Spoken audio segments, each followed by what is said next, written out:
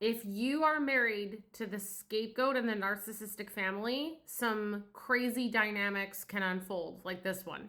The scenario we're unpacking here is how the sister-in-law, the golden child, is now using guilt after the death of the narcissistic mother-in-law to control the scapegoat husband and the rest of the family. Real thing that happens. In these families, remember, the lie is protected and the truth is punished. So the illusion needs a new keeper. So 9 times out of 10, that torch is passed down to the golden child. I've done a full video on this, and they assume the throne of lies. Now, if you as the spouse or anyone in the family for that matter tries to point out the truth or notices the lie for the sister-in-law, the golden child, that is panic at the disco. Because this is a loss of control of you in the narrative for the sister-in-law, golden child, and they risk exposure. So they have to pivot immediately. And the new weapon is guilt.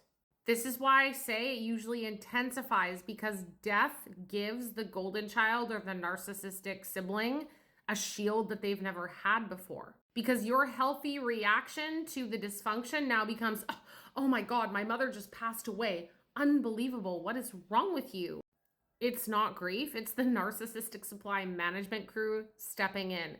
It's the same method wearing a different costume. Your reaction, no. And your role as the spouse, this is very important, is often why you get targeted. I've talked about this in other videos.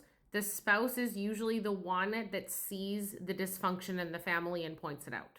And trust me, the sister-in-law, any narcissist in the family, they feel that in their bones. Because remember, this personality structure is all about protecting their ego and avoiding exposure or accountability at all costs. So when the usual tactics fail, gaslighting, triangulation, provoking, they'll throw darts until something sticks. But in this case, with a death, guilt is the perfect tool. Why? Because guilt is socially acceptable. It's harder to argue with and extremely effective on people who have empathy. So what do you do when guilt becomes the leash? You basically have 3 options, which I essentially outlined in the other video that this comment is from. Number 1, you can react, but you will be framed as the problem. 2, you can silence yourself, but that is kind of like a self-betrayal. Or 3, you can disengage strategically.